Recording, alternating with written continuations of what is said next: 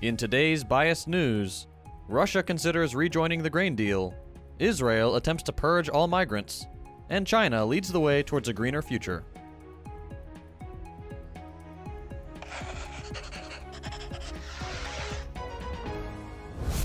The Turkish and Russian leadership met to discuss the rejoining of Russia into the Black Sea grain deal, an international agreement struck between Turkey, Ukraine, and Russia which facilitated the export of 30 million tons of food from Ukraine despite the ongoing war.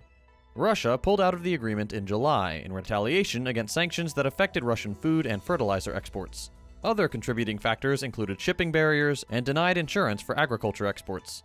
Russia and Ukraine are massive exporters of wheat, barley, sunflower oil, and other goods which are crucial for dozens of overexploited countries reliant on cheap food imports.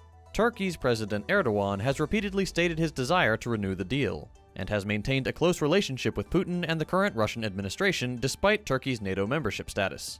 Turkey has also refused to join the Western sanctioning of Russia, instead choosing to develop important trade and logistical links for Russian exports.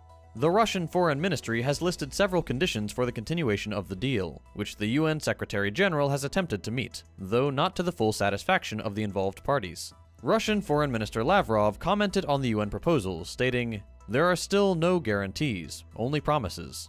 As a result, the grain deal remains unresolved.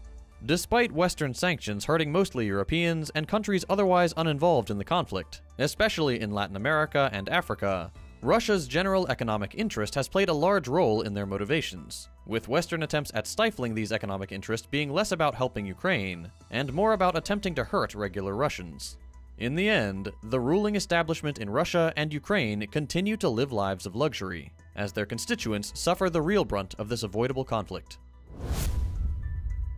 Israeli Prime Minister Benjamin Netanyahu says he intends to expel all African migrants after a clash involving Eritreans supporting or opposing their home government left over 100 injured, including police officers.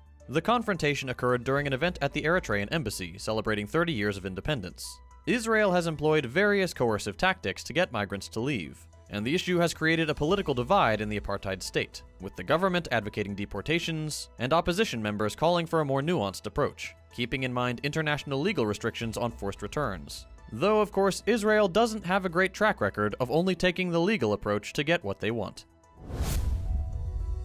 Twitter, now referred to as X, has updated its privacy policy to collect more personal information from its users.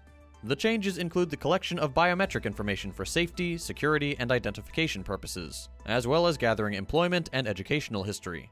Additionally, Twitter may collect details such as employment preferences, skills, and job search activity to recommend job openings or target users with advertisements. Premium users have the option to provide government IDs and selfies for verification purposes, with biometric data potentially extracted for matching. These changes come as the poster boy failson and regrettable owner Elon Musk aims to turn the platform into an everything app, similar to WeChat. These changes also coincide with increasing regulatory demands for age verification on social media, though one recent federal court case temporarily blocked such requirements in Arkansas. Weather conditions at the Rich People Pretending the World Has Ended festival, Burning Man, have improved, allowing attendees to begin leaving after heavy rain turned the event into a muddy mess. Approximately 72,000 people were stranded at the festival, but organizers have prepared for a mass exodus. There have also been rumors of an Ebola-like illness spreading through the festival, though these claims remain unconfirmed. Regardless, the rich partying while a desert turns into a swamp and a mystery plague ravages the population is a pretty good metaphor for where we are right now under capitalism. US President Joe Biden expressed disappointment over Chinese President Xi Jinping's decision to skip the upcoming G20 summit in India. Biden stated his regret, but did not specify when he would next meet with President Xi. China announced that Premier Li Qiang would lead its delegation at the Delhi summit. This development occurs against the backdrop of ongoing tension between the US and China, with efforts to revive dialogue between the two nations facing challenges. Presidents Xi and Biden may have an opportunity to meet in November during a gathering of leaders from the Asia-Pacific Economic Cooperation in San Francisco. The two countries disagree on a number of issues. In an effort to improve relations, several high-ranking US officials have traveled to China in recent months.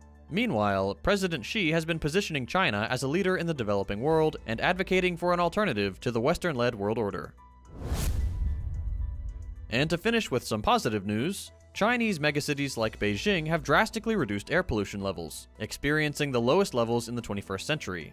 Pollution has fallen by 42% since its 2013 peak, resulting in a 2.2-year increase in urban life expectancy.